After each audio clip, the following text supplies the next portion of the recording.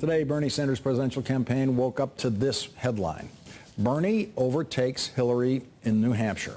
A new poll of likely Democratic voters in New Hampshire shows Bernie Sanders now at 44% and Hillary Clinton at 37%. The same poll taken in March showed Hillary Clinton at 44%, with Bernie Sanders then only at 8%. A new poll of likely Democratic voters in Iowa shows Hillary Clinton now at 50% and Bernie Sanders at 31%. Bernie Sanders worked his way into the Republican presidential primary campaign last night when the Republican frontrunner was asked this question.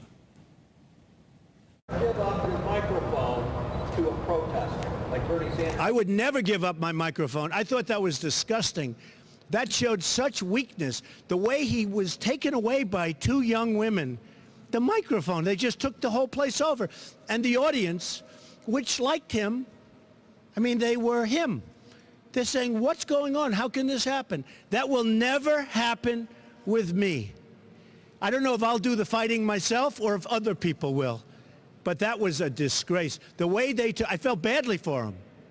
But it showed that he's weak. You know what? He's getting the biggest crowds, and I'm getting the biggest crowds. We're the two getting the crowds. But believe me, that's not going to happen to Trump. Joining us now, the Bernie Sanders presidential campaign manager, Jeff Weaver. Jeff Weaver, your reaction to what Donald Trump just said. Look, Bernie Sanders is on the West Coast. He spoke to a crowd collectively at 3 events of 70,000 people who came out to hear his message of income inequality, of making college affordable. And the crowd, his message is resonating with people because he's speaking to the hurt that people are feeling in their daily lives. Let's listen to what Alicia Garza said about the effect. This was one of the women who got up on the stage and took the microphone in that event. And let's listen to how she explained on this network the effect of what she was doing. That interruption really forced Bernie Sanders to have a strong platform on race and racial justice and criminal justice. And it can get much stronger. And so we should really be thanking activists who have taken the risk to make sure that our lives are represented in every candidate's platform. And that is our plan from now leading up to 2016. So I think the other thing that's important just to acknowledge is that bird dogging and disruption is about as American as apple pie. Jeff Weaver, how do you respond to what she just said? Well, I mean, what I would say to you is that Bernie Sanders has fought for civil rights his entire political life, and there's no one as president who will fight for civil rights harder than he will. We do have a strong civil rights platform on our website. It is now in bullet form. It was previously there. It's the same content that was in a speech that he gave to the Southern Christian Leadership Conference back in July, and another speech he gave at the Urban League. So he is committed to creating racial justice in this country, even without people protesting. Now, let's listen to how Bernie Sanders opened this was his first line in Portland on Sunday. Let's listen to this. Let me make it very clear, simple, and straightforward. There is no president who will fight harder to end institutional racism in this country.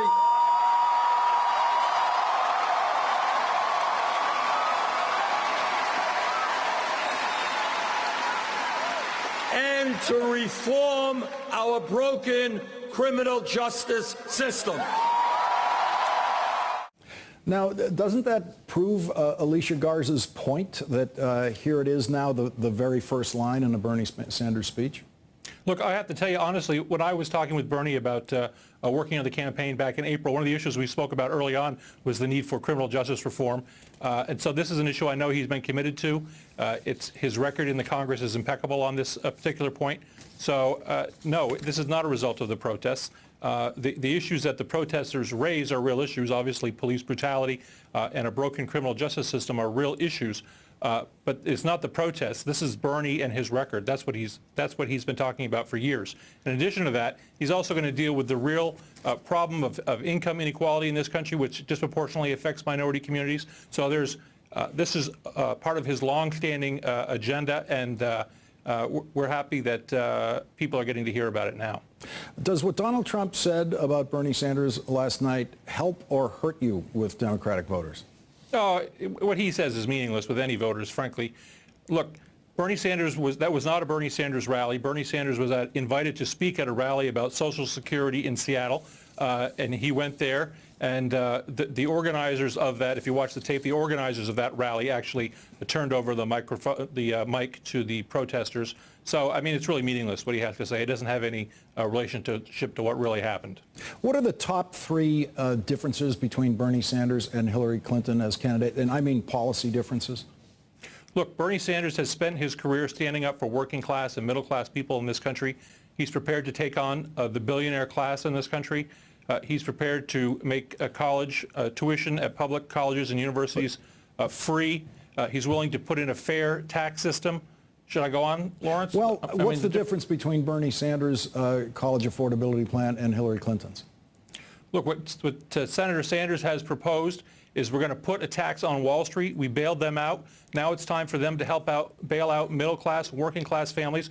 We're going to put a tax on Wall Street speculation, and we're going to have free tuition at public colleges and universities throughout this country. That's going to allow millions and millions of young people from working class and middle class and poor and minority families to be able to access a college education that they could not otherwise without incurring tons and tons of college student debt. Okay, so you have a different, similar but I guess different enough student loan relief plan. What would you say is the next biggest difference between them on policy? I think if you look at Bernie Sanders' record, he has been an unabashed advocate for working class, middle class, and the poor in this country for his entire career. I've worked with him for can you specify a policy about that? What would be the policy you're talking about now? Yes, he's prepared to make sure that the people on the top pay their fair share of taxes. He's prepared to have a trade policy which doesn't send U.S. jobs overseas. He's prepared to stand up against the Keystone pipeline, which is going to take filthy oil from Canada and send it down to the Gulf at a time when we're facing a crisis in global warming. So there's a lot of policy differences. Okay, great. Jeff Weaver, thank you very much for joining us tonight. Really appreciate it.